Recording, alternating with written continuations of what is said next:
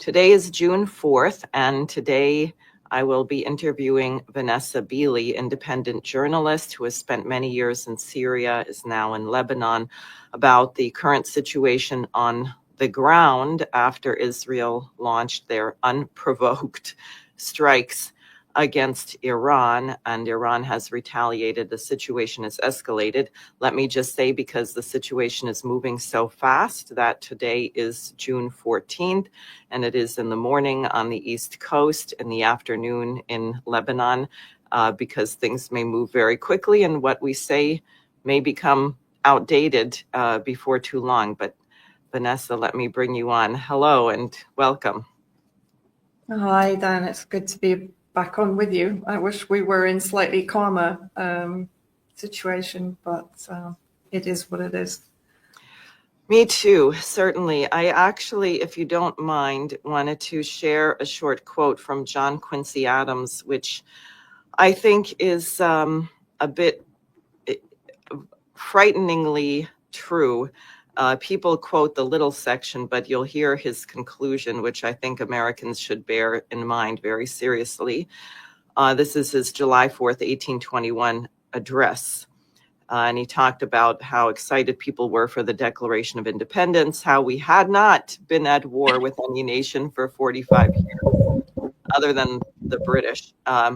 He said, "She goes not abroad in search of monsters to destroy. She well knows that by once enlisting under other banners than her own, were they even the banners of foreign independence, she would involve herself beyond the power of extrication in all the wars of interest and intrigue, of individual avarice, envy, and ambition, which assume the colors and usurp the standard of freedom. The fundamental maxims of her policy would insensibly change from liberty to force.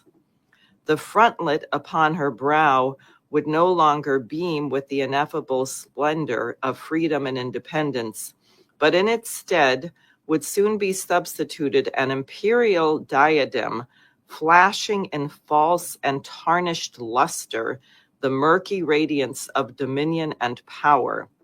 She might become the dictatress of the world. She would no longer be the ruler of her own spirit." So I think incredibly prescient words for what happens if you run all over the planet you cannot forcing liberty on someone is a complete fallacy. It negates itself. I would argue, what liberty? What liberty do Palestinians have, or Syrians, or Libyans, or Iraqis, or Yemenis? None. Absolutely zero liberty. No, you don't think we're spreading democracy all over the world, don't you know? And we have it here, as I've experienced in my electoral campaigns. Yeah, just like the missionaries before them. But yes. Destruction of indigenous cultures, civilization, and ancient histories and cultures that go way further back than American. You know, it's extraordinary, really, what is being destroyed, and it's world heritage. I don't even see it as isolated to one region or one country or one city or one town. It's our heritage as human beings, and that's what we should be focusing on. Exactly. And therefore we are doomed to repeat the mistakes of history, since no one's going to know them.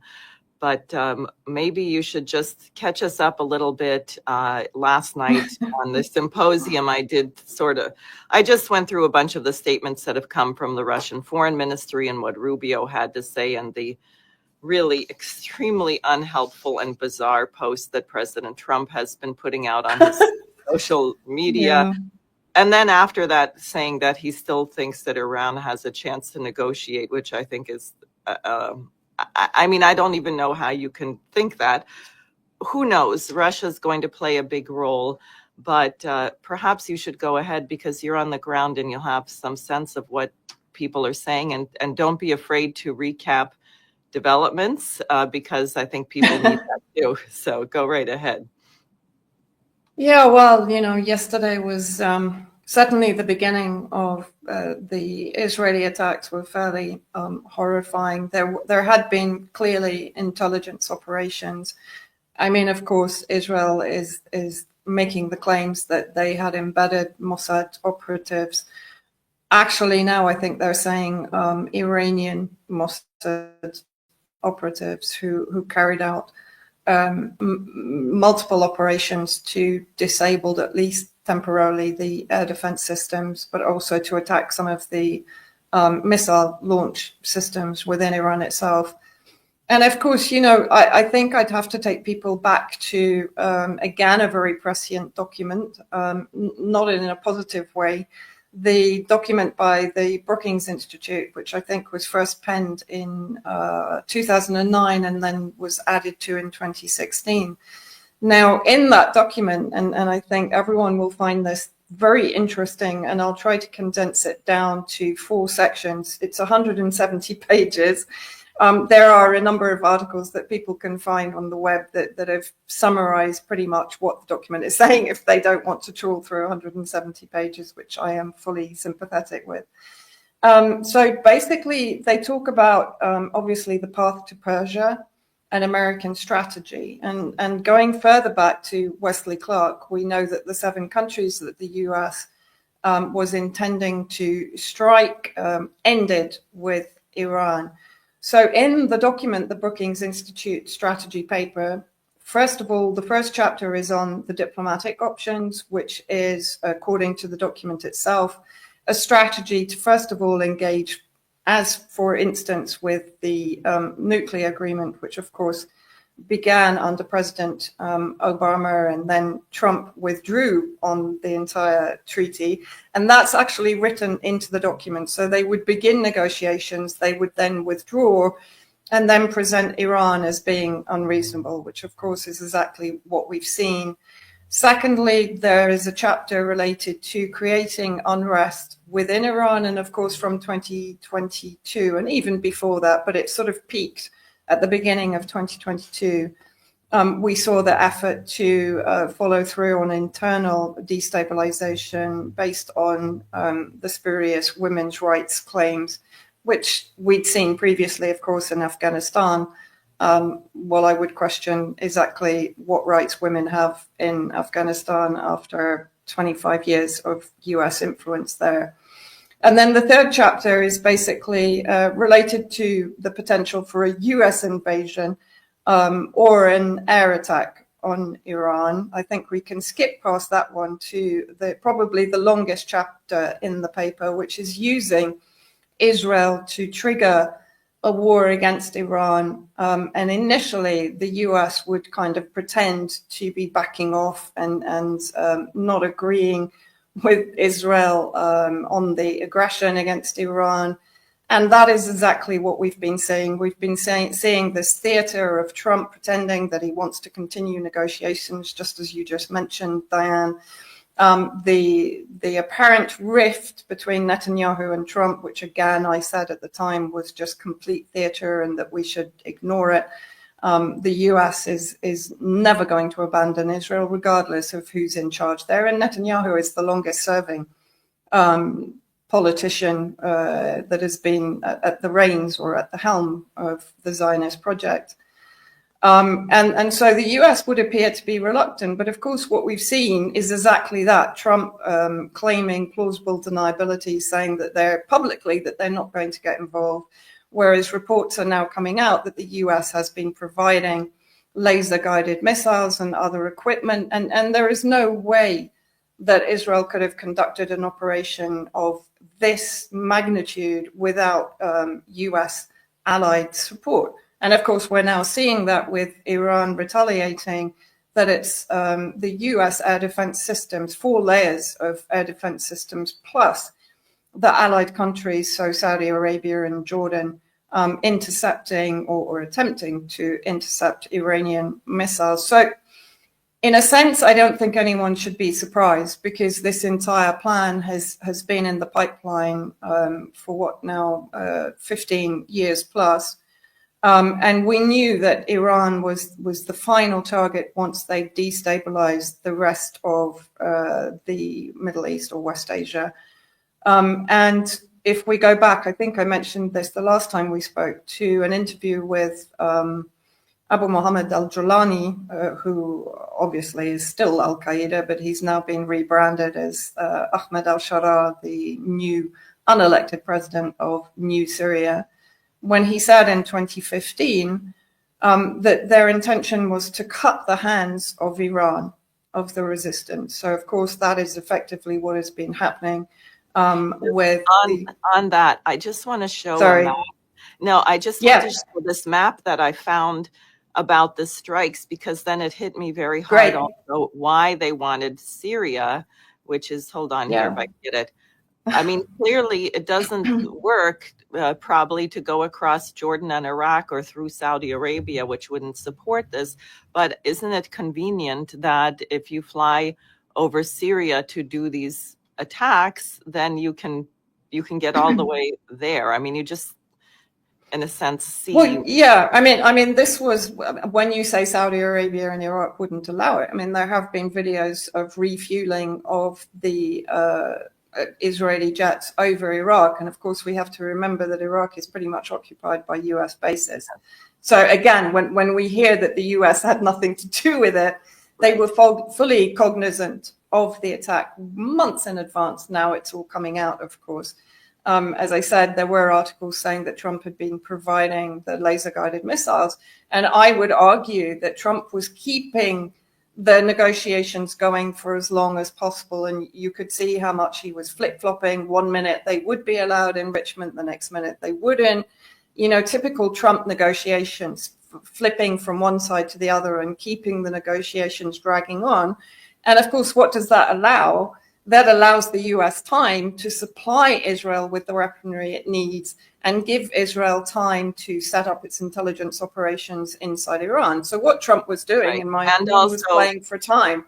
Yes, exactly. And I think I suspect the Iranians were not fooled, and how could anyone frankly trust the United States, but to create the appearance that, oh yes, we're going to have negotiations on Sunday. And I want to add something else that I consider extremely important about this, because I think that the question of whether the United States and Russia can ever normalize relations is the major question for global security. And of course, what this puts on the table, and especially the nature of the way the attacks were done, is not only U.S. knowledge of the attacks by Ukraine on Russia's military bases, but the direct U.S. involvement. I know the Russians were very explicit to blame the British, and we know in a sense the British brains, American brawn, you know, in these things. But I do think this is going to be very, very tricky now for Russia, for President Putin, who's under extreme pressure from people who are much more hardline than he is, to not work with us. I mean, I think this just has all kinds of horrible destabilizing implications. But go ahead. Just to come on to that quickly, and then I'd like to come back to the US role in the attacks on Iran and the general destabilization of the region. And exactly as Julani had said, to cut the hands of the resistance before finally, in his terminology, cutting the head of the resistance, which of course is Iran. So in a sense, that mirrors what Wesley Clark said, General Wesley Clark, when he said, apparently we're going to go after these 7 countries, ending with Iran. And of course, Trump was elected, in my opinion, to bring this to fruition, because I don't think Biden was effectively strong enough to do so. And this is what we've always seen. Trump has come in at critical stages when there's a need to both negotiate and to take aspects of the deep state and the Pentagon roadmap, which is generally on behalf of Israel, forward. And that is exactly actually what I was predicting when Trump hadn't even been elected. But I said he's going to be elected because this is the stage we're at. And this is the next stage. And he's the one they will bring in to push everything to termination, also including, of course, the awful final solution as they perceive it, in Gaza and in Palestine as a whole, which of course actually is continuing without any deceleration while we're talking about Iran and Israel. Of course, what are they doing? Annexing further territory in the West Bank and continuing the genocide of Palestinians in Gaza. And preventing the activists also from even leaving the airport at Egypt. But we can come back to that. And I'm sorry, I've digressed terribly from no, that's fine. Mr. Putin. No, that's my fine. brain just gets focused. No, so I think, the problem for Russia and for Putin, I mean, they left Syria, and I believe an aspect of them leaving Syria was the potential for a deal with the United States on Ukraine. They have then formed this strategic defense partnership with Iran. But what I find extremely interesting, if you look at the strategic partnership with North Korea, with the DPRK, there is actually a mutual defense pact within that agreement. So if North Korea is attacked, Russia will come to its aid. And if Russia is attacked, North Korea will come to their aid. There's no such deal with Iran. What Putin has written into that agreement is that there will be no mutual defense pact, but he will put himself forward to broker any kind of peace deal if there is an aggression against Iran. Now, my cynical head would say that Putin had a strong inkling that there would be an attack or an aggression by Israel at some point. I mean, to be honest, if you're on the ground, you would have seen it coming anyway. He didn't necessarily have to have an inside track, but I would guess he does. And as such, he made it very clear that he's not going to come up against Israel and by default the United States and the EU and the UK and the Gulf state allies of Israel against Iran. But what he is prepared to do is to broker a peace deal. So what he's effectively doing is stepping into that role, which had already been stated within that strategic agreement with Iran. So for me, I don't necessarily see anything particularly strange about what Putin is offering to do, because that had already been made public that would be his role under the UN Charter, et cetera, that he wouldn't get involved in any defense of Iran. And again, in my opinion, he would not get involved in anything that involved a war against Israel, because actually the Russian-Israeli alliance is very strong. So I think you're right. If there is to be stability between Russia and the United States, Russia is walking a very fine tightrope. But I think having already made it very clear to Iran, and I can speak from an understanding here in the region. I mean, Syed Hassan Nasrallah, before he was assassinated, he spoke very clearly about Russia. He said, look, Russia is not an ideological ally and we should never count on them. However, they have provided support and assistance as they did in Syria. So there's a respect for Russia, but there's not an expectation of Russia in the region and among the resistance. Syria, in my opinion, made a big mistake in relying too much on Russia and believing that there was a historical ideological alliance there that really wasn't there. Russia came in for its own interests. Yes, it supported Syria. Yes, it was very helpful to Syria, particularly, when it came in September 2015 and through 2016, when it did push back the ISIS forces considerably and dramatically. But there was never the ideological alliance that I think the Syrian leadership believed that they had. And unfortunately, for me, that was one of the reasons for the downfall of Syria, because there was too much trust and belief that Russia would have their back, basically. That's interesting. Now, please go on. You can follow any of the threads that you just started. Everyone watching will be interested.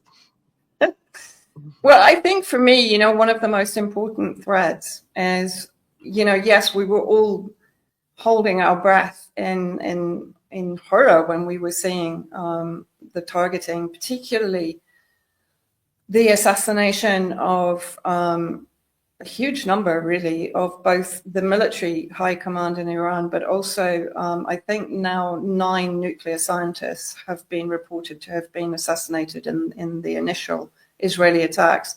And this is what brings me back to the Brookings document, where they're talking about regime change in Iran being one of the preferred options. And of course, what are they doing? Exactly what they did in Lebanon, which is to pick off the high-ranking members of the Iranian military leadership, those that are close to the Ayatollah Khamenei and the supreme leadership, picking off the experts in their field. And that's another thing also that they've been doing on a regular basis in Gaza, for example. They're killing the academics, the medics, the journalists, the scientists, anyone with the education and the ability to actually change the course of history is being eradicated. The same actually in Syria. So wherever they're operating, that is their modus operandi.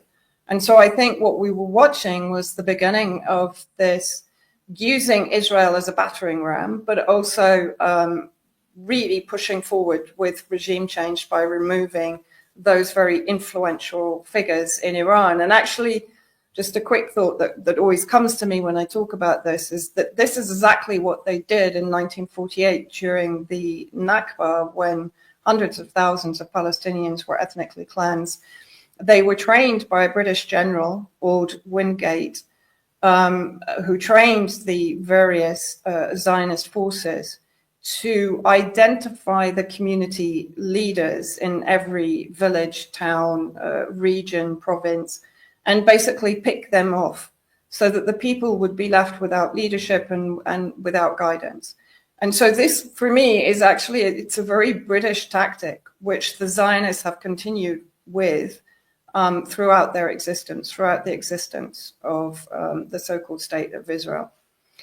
So that for me is quite interesting, that this this strategy is still being used today. And of course, going back to the fact that it was President Trump that, if you like, he didn't begin it, but he began this stage of this tactic by the assassination of Qasem Soleimani. Right. And then, of course, we had the mysterious death. I still do think it was an assassination of President Raisi and Abdul Hayyan, the foreign minister. And of course, President Raisi was very much seen as the successor to the Ayatollah Khamenei, who was killed in that tragic helicopter crash last year. And then, of course, the various assassinations here in Lebanon of the leadership, in Palestine, and so on. But I think also on the flip side, what I'm looking at is that Trump had to withdraw from the aggression against Yemen, because effectively the Pentagon said to him, "No, like, can you back off? Because you've already lost over 1 billion. You know, what was it? The Hornet, the AWAC planes that just sort of fell overboard. You know, yes. 22 drones." And so I think he had his knuckles wrapped, and he was told to get out, because you're throwing military equipment away, you're throwing money down the drain. And now, of course, we have Iran that has, according to some reports, downed now 3 F-35 stealth bombers that are around 110 million each, right? But it's not only the financial impact of the equipment itself being destroyed, it's the PR impact against the U.S. supremacist kind of image that they've been promoting for all of these decades. When you have a situation now that, as I said, the 4 layers of air defense provided very much by the United States is simply not working sufficiently to prevent, I think it was around 100 missiles that Iran sent last night. Today, they're talking about sending 2,000. And with the 100 that they sent, the damage was already extensive across Tel Aviv, right? Mm-hmm. And so what's happening is, Yeah, Could you sorry. say something about that, the damage across Tel Aviv, because they're trying so very hard to keep it from the press. And I just want to say another aside here, because in 1980, and well, really the late 70s, early 80s, Lyndon LaRouche was proposing a strategic defense initiative, which was laser technology to shoot down nuclear missiles.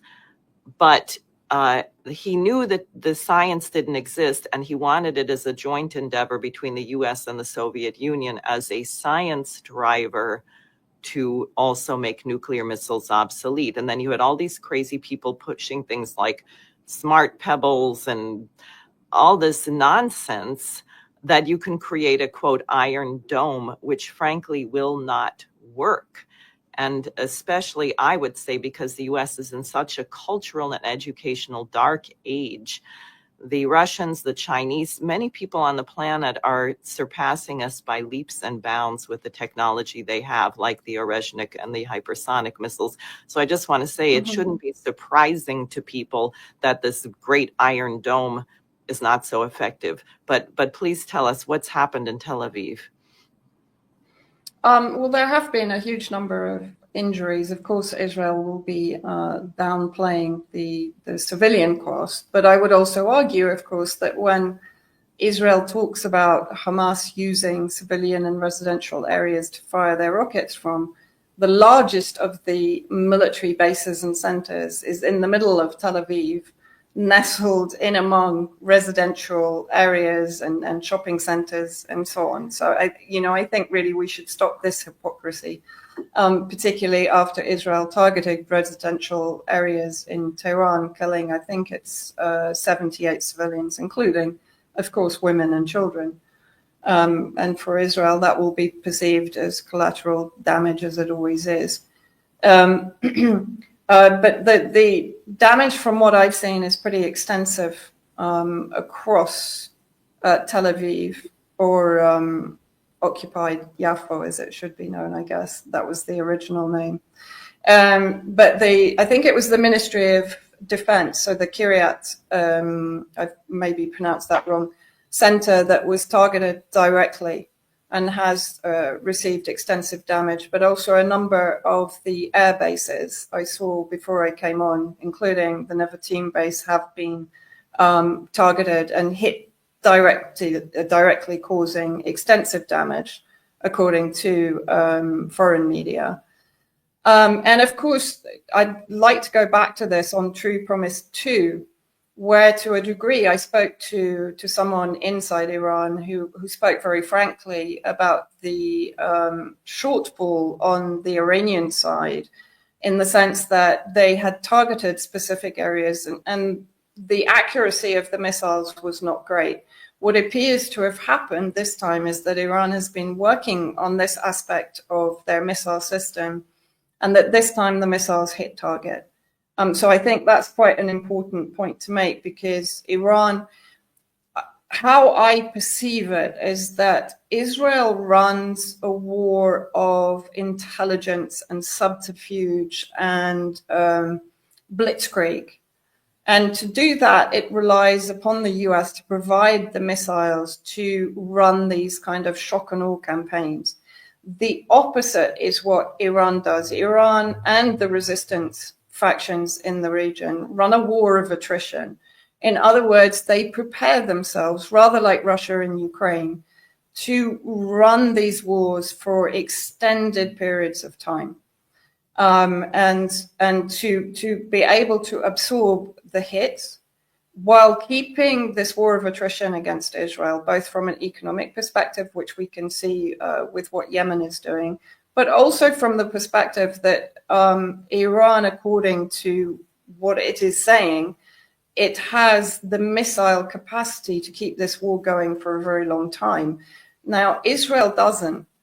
It's entirely dependent upon the US to keep this war running. And I think that's a very important point. For how long is the US going to be supplying the missiles to allow this war to continue, or to potentially escalate to a nuclear level? And with saying that, I'm not saying that Iran has nuclear weapons. I don't believe it has, because the supreme leadership issued a fatwa a long time ago against the manufacture of nuclear weapons. But of course, they've been defending their right to have a missile program, an ordinary ballistic hypersonic missile program, and to basically enrich the uranium. That was their red line in the negotiations.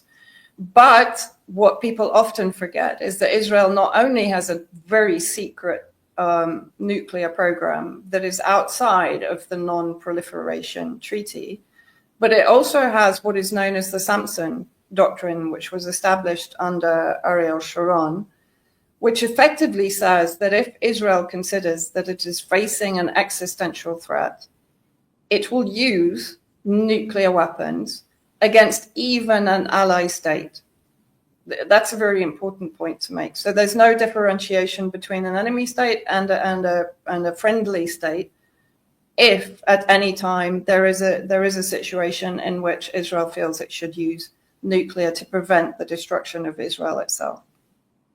That's particularly alarming given how criminally minded and unstable Netanyahu is. I mean, this is not exactly, and I'm saying that from the United States, but at any rate, this is not a rational regime that's in place there. No, it isn't. But I would caution against sort of making Netanyahu the scapegoat. Mm-hmm. Because if you were to remove Netanyahu tomorrow, there would perhaps be even more extremist, far right Zionists who would take his place, like Bezalel Smotrich, like Ben Gvir, both of whom have been reestablishing the Ergen and Stern terrorist gangs within Israel itself, arming the extremist and fanatic settlers and so on.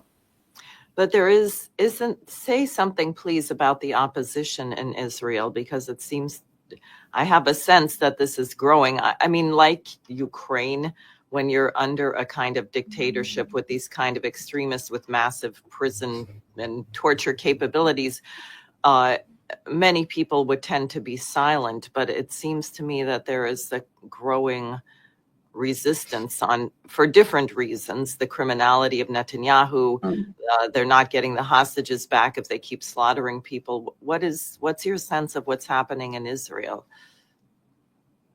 Well, I think it was Alistair Crook, who's former MI6 and who worked inside Israel itself for a long period of time.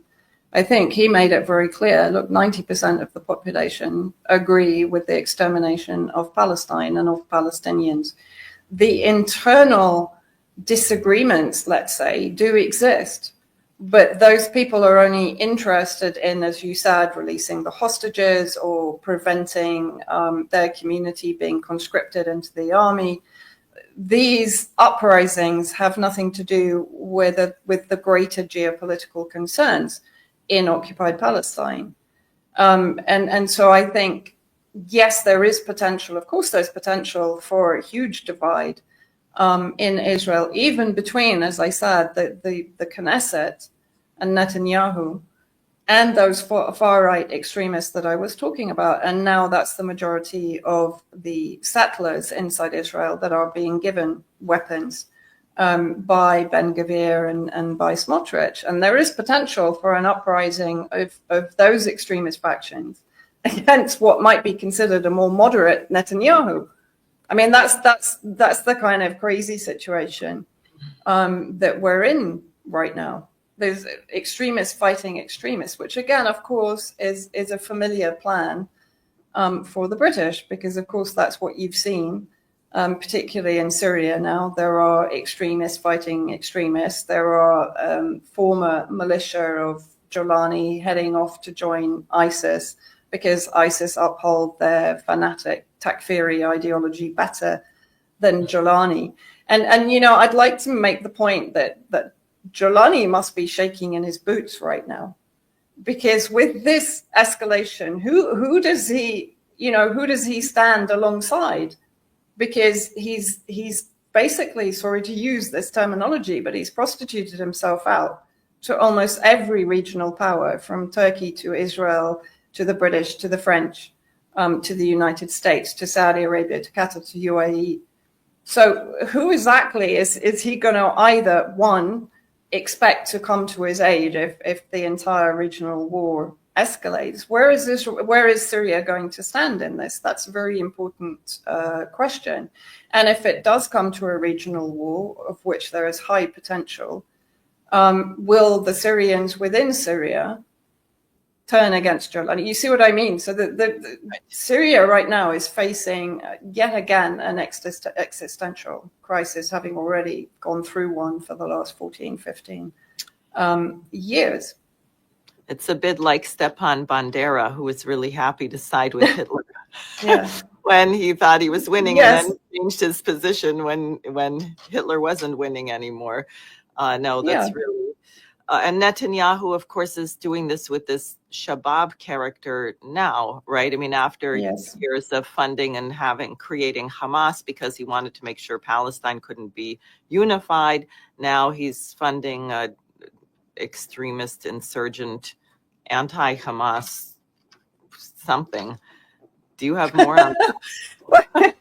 Yes. I mean, basically, this shouldn't be any surprise. I'd need to go back over my archived notes, but I remember in 2014, after the Zionist aggression back then, that there were, again, British lawyers working inside Gaza to determine, as they said, the perpetrators of the war crimes. Now, I happen to know the translator who was working alongside them. And they told me, Vanessa, I don't understand this. Why do they keep asking me whether it was Israel or ISIS that committed these crimes? And I was also sort of slightly scratching my head at the time, being, following the Syria crisis closely. So in my opinion, these ISIS characters were being both created and radicalized within Gaza for this purpose. And yes, you mentioned that Israel weaponized Hamas to a degree to weaken the PFLP and Fatah and the other factions. And there was a degree of collaboration between Israel and the former Hamas leadership, including Khalid Mashal, who also betrayed Syria and worked with Al-Qaeda and the Muslim Brotherhood factions inside Syria against the Syrian government. But from 2017 onwards, there were huge changes made in Hamas itself, both within the leadership, bringing in Yahya Sinwar and a number of other much more resistance-focused leadership. And so it pivoted to a large degree back towards the resistance of access from particularly 2021 onwards, when they came to Damascus for a meeting with President Assad. And the brigades that you have now, the military factions, the Qassam brigades, are completely aligned with the resistance of access. They are clearly not aligned with Israel in any way, shape at all. And that, of course, is why Netanyahu now has stepped in to basically arm what he calls the clans, but he knows full well that these so-called clans are aligned with ISIS ideology, the more fanatical Takfiri ideology. And so, of course, now he's doing what he always does and what the British always do, which is to align or to arm these factions to turn against the factions that have turned against him, if that makes sense. Right?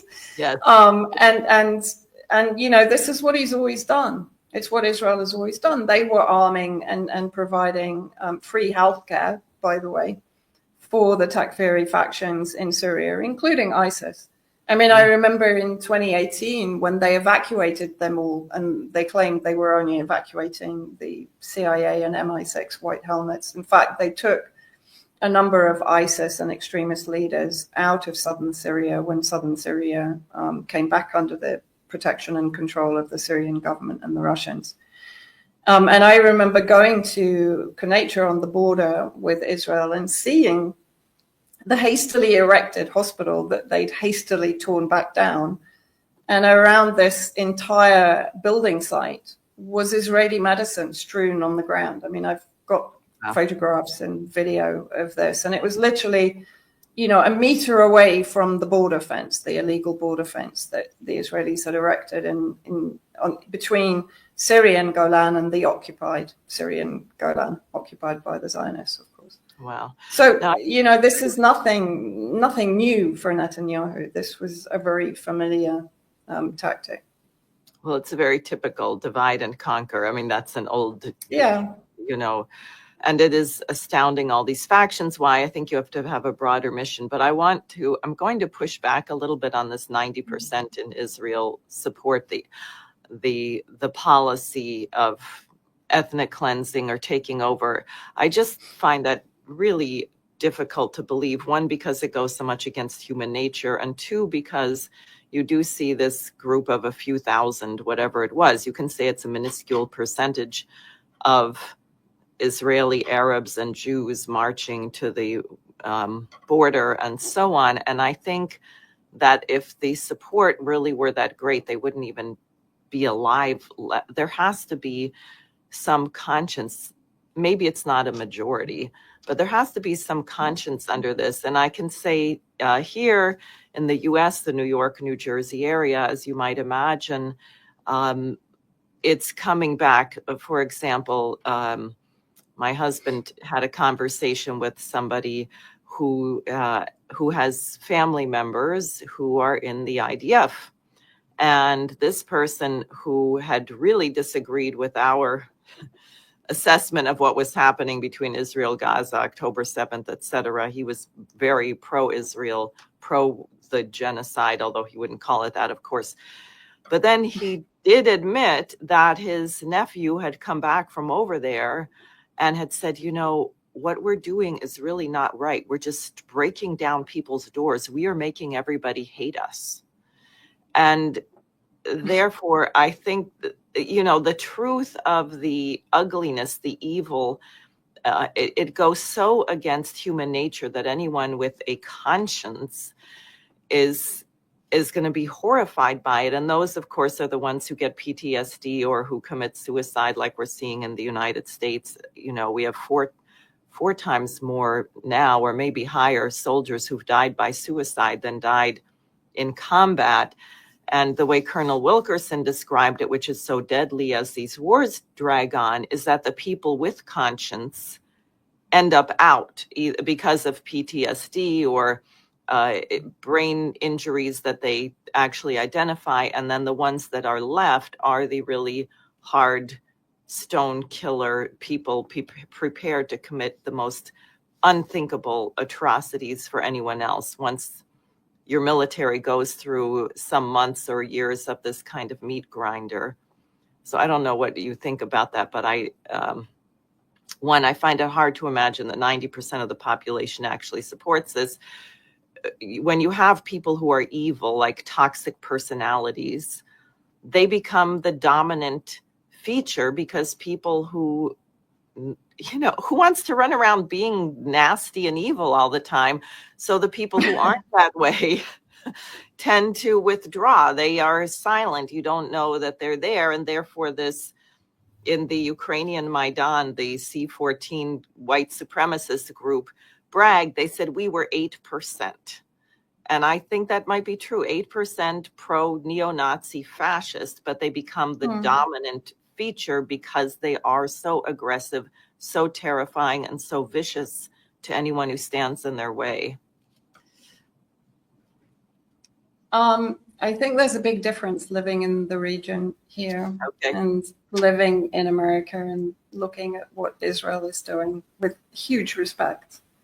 Because I will just give a very small example. We were having dinner the other night with some friends who live in the southern suburbs of Beirut. And in the midst of dinner, Israel issued an evacuation warning of 4 buildings that were around their home and next to a school. This is at night.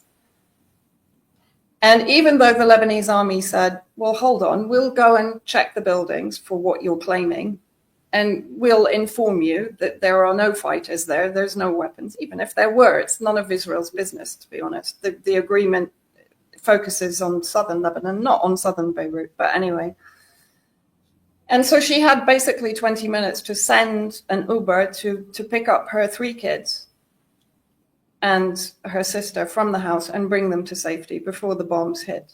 And they can hit at any time. It's not me that's saying it's 90% of the population. It's the majority of polls. No, but it's the majority of polls and expert opinion. Alistair Cook is someone who's lived and worked in Israel and has a degree of sympathy for Israelis and for those conservative Israelis that you're talking about. Mm-hmm. But whether those Israelis agree with the methods that are being employed by the Israeli forces or not, I would almost guarantee that they still agree with the fact that this is Israeli homeland and that the Palestinians can live in apartheid camps, but they can't actually be integrated in society or have their own state. That's a tiny minority.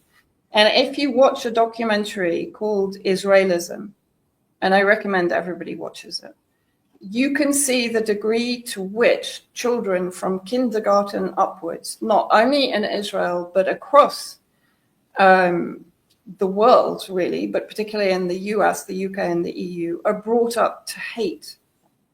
They're brought up in an environment of hatred from the age of 2 or 3 upwards. Mm-hmm. And then you have the system of the birthright visits to Israel for Israelis or for Jews living in the States or in UK or US, right? And so there's an entire propaganda machine working to sustain the hatred of the Palestinians, and it's very successful. And yes, I'm sure there's a very small minority. There are some very good activists in Israel that do push back against what is happening. There are some good organizations like B'Tselem, like Breaking Silence, those former IDF soldiers who've come forward to speak about the atrocities. But I struggle to have any sympathy for an Israeli soldier that's now suffering PTSD after what they did in Gaza. I can't. My sympathy lies with the Palestinian children that are being burned alive or being raped or imprisoned, tortured. I mean, the list is endless. Who's going to take care of their PTSD? Who's going to take care of their trauma of potentially having lost their entire family or seeing their brother executed on the street in front of them while he's trying to save someone else, or he's trying to go and get a sliver of bread or food for his family? I can't, and until Israelis as a whole rise up against this, then their humanity is going to be questioned, and it should be questioned by any thinking human being, because we cannot continue to watch what is unfolding on an hourly, minute-by-minute basis in Gaza and the West Bank since October the 7th, but has been happening for the last 100 years. And now, keep turning away and waiting for, a good person in Israel to stop it. That isn't going to happen. It rests upon us to stop it, and it rests upon the resistance fighting here in this region to prevent it and to stop it and to prevent it happening ever again. Well, 2 things, and whatever, one of them slipped out of my mind, but it'll come back. I think that you're right. The resistance and opposition is certainly growing in the United States. And I've been happy with a number of the posts of Marjorie Taylor Greene, who's this ardent Trump supporter, but then explains why she did not vote in favor of the last hate crimes legislation. She said, she said, do you realize this is the 20th and 21st hate crimes legislation about anti-Semitism, but there are many, many other people who are dying and we never hear anything about any of them. And she said, frankly, I think if you're just loyal to one other nation or one group of people, you're sowing division and creating anti-Semitism. She had the courage to say that. And people were posting underneath, did she also add a note that she's not planning to commit suicide? Because then, it's, and also Yeah, very outspoken against the Iran war, as has been Tucker Carlson. Tulsi Gabbard, as you're seeing, is getting absolutely roasted by deranged people because she put out this video about Hiroshima and nuclear war. And they're saying, oh, isn't she just like Obama, apologizing? And of course, the lie is we didn't need to drop the nuclear bombs. That was deliberately done to create the conditions, in effect, to oppose a one world dictatorship through fear. But I think they're in trouble. You don't have to shut down university protests and deport people for writing op-eds about genocide if the majority of people are with you. So the revolt and revulsion against this really is growing. And I think there's a time limit, in a sense, to carry out this agenda. But anyway, what are your thoughts on that? No, I mean, I agree. And I remember the dear departed Francis Boyle, human rights lawyer, who's someone, I never met him, but I always conversed with him by email on a regular basis. And he told me, because I actually sent him the documentary Israelism, he said, Vanessa, this is already happening. There's a pushback, particularly by younger generation Zionists against the Zionist ideology. So I do agree with you. I do think there is a huge pushback globally because of what we've seen, and it would be inhumane of us to turn away from what we're witnessing in Gaza or in the West Bank, although that's receiving sort of far less attention than Gaza.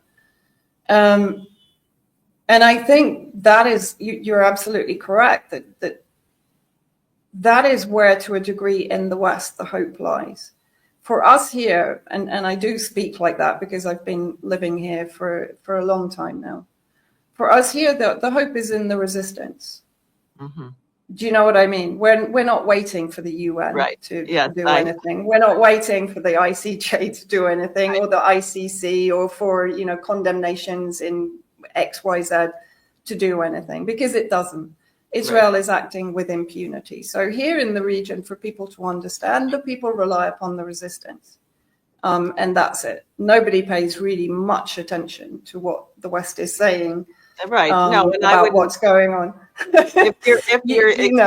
If your house is about to be bulldozed over, and I don't think you're going to wait to see what happens in the U.S. Congress. I understand. No, but so I think to some degree that there's two levels of resistance going on here, and what is happening in the U.S. and in the U.K. and in the EU is very important. I mean, in the U.K., sorry. We've got Palestine Action that are taking direct action against the weapons manufacturers. And I mean, they are being severely punished for it. But as you said, why do they need to be so severely punished? Right? If you're in a powerful position, you can afford to be lenient, right? But if you are in a weakened position because your image is suffering, I mean, for example, very recently there was a report about the British training Israeli forces in the UK. And that's been picked up by almost every single media. There's been a mutiny by the civil servants, 300 civil servants against the Foreign Office over their policy on Gaza, and complaining that in staff sessions, they're not even allowed to talk about Gaza. It's completely, it's absolutely stopped before it can start. And we had the same situation in the BBC with journalists anonymously complaining that they were being forced to follow a certain line on Israel. And I think, this wave of dissent and mutiny is definitely growing in the West. And it's a very important one because ultimately, in my opinion, the US, the UK, and the EU are in danger of being completely captured by this movement, by the Zionist movement. It's funding the majority of the presidential candidates. It doesn't matter whether it's Democrat or Republican, to be honest, and the same in the UK. So I think it's an important battle in the West, but I think the two battles, we talked about this last time, should be seen not as separate, but running in parallel. Mm-hmm. Now, just two things. One, for you to know, we have had our younger organizers out in the streets of Manhattan, not too far from Columbia University. And what they're picking up is a deep reservoir of support and respect from the people who live in the Upper West Side, which is a very large Jewish American neighborhood. I did petitioning in that neighborhood to get on the ballot, and this was now a year ago. And at that time, people were telling me their synagogues were completely split 50-50 on the ceasefire question. I would say that support for the resistance against the genocide is only growing. And that's interesting to me, because you wouldn't have that sense if you just hear the coverage of Columbia, that what's happened is the courage of the students. Yeah. And the teachers who are standing up for them is actually having a radiating effect on all of Upper Manhattan. Again, so they can't stop this. The other thing and we don't have much time, and maybe we have to do a whole other program, but I know there are a lot of people questioning, finally, how October 7th was allowed to happen. And I wanted to get your sense, if there's any shift going on, or that people have been suspicious of that, as many of us were about 9/11, which was certainly used for a whole range of horrific policies. What's your sense of what happened that day, or not what happened, but what people think about it, what they're saying about it, what's coming to light? I think how I would address it, because I was thinking about this with Iran now retaliating and there being potential for civilian casualties, and the fact that the resistance really historically has avoided civilian casualties. It's tried to limit its targeting to military only, right? People may not be aware of that, but it's an ideology within the resistance, and particularly in Iran. And that I saw changed yesterday, because at the end of the day, Israel targeted civilian areas. And so therefore, from an Iranian perspective, that means, okay, the gloves are off, because you've now targeted our civilians. We can't now hold back. There has to be a deterrence reimposed. And so I think my point would be that what happened on October the 7th, in my opinion, whether it was known of in advance or when it happened, the leadership in Israel decided, great, now we have a chance to actually finish the job and really finish the genocide. If we can use this as a propaganda tool, we can finish what we want to finish and arrive at the final solution. And particularly with Trump coming in, they knew that the opportunity would be there. And when you talk about the Hannibal Doctrine and the fact that now it is coming out, it's public knowledge now that the Israelis bombed and shot at by helicopter their own civilians. They didn't allow them to live, and the majority were killed by the Israelis themselves. I think this is a very important point for people to understand. And the fact that Netanyahu has not retrieved the hostages, Israel has broken the ceasefire agreement on multiple times, on multiple occasions. When Hamas has agreed something, Israel will then add a new clause. And that's exactly what they did also with the Lebanese situation. It's what they do. And it's what we've seen happening also with Iran and Trump, right? Right. So they're doomed to failure because they want them to fail. That's effectively what we need to understand. But we also need to understand that ordinary Israelis are of no consequence to the ruling elite. Right. And to those that have the bigger agenda. The Israelis don't count. The Palestinians don't count. Ordinary Israeli civilians are not important. That's been proven. And that's something that really should be in the minds of even people who support Israel. That ultimately you don't count. You're an instrument. You're a tool, just as all of us are, for the ruling elite, bipartisan ruling elite. And those that are actually running the agenda right now. And so I think ultimately we have to consider who values human life and who doesn't. And we should be supporting those that do value human life and challenging those that don't, because that's the bottom line. Whether you're, Israeli, Palestinian, Iranian, Ukrainian, Russian, that's what we should be looking at more closely. And for me, it's a rule of thumb when I look at something. Who is trying to preserve human life and who doesn't care? Yes. Well, I think that's right. And I agree wholeheartedly. And I think that's a good place to conclude this discussion. And as our mutual friend suggested, perhaps we should do this more often. I got a lot of very positive response from our last interview. People, obviously, you know what you're talking about, and you're not owned by someone of these entities. And you're optimistic, which is really critical, because we have to get mankind. I don't want to see all of civilization annihilated. I don't want every last person to end up dead in a nuclear war. I want mankind to grow up and to look back on. I keep thinking of how naive I was as a child when I heard things about Nazi Germany or the Dark Ages, and I used to think to myself, I'm so glad that we don't act like that anymore. And then you discover, oh dear, we have not outgrown this juvenile barbaric behavior to move on to those things that are really human, which is the play of the mind, scientific discoveries, classical music, poetry, the things that actually really make people very happy and eliminate the need for conflict. So we have to fight to get there. And I want to thank you for your work in that regard.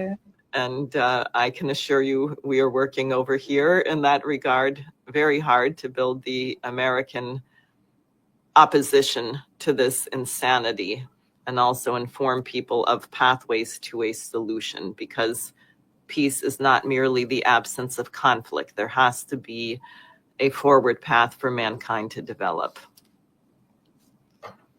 Thank you. Thanks for having me on, Diane. You're welcome.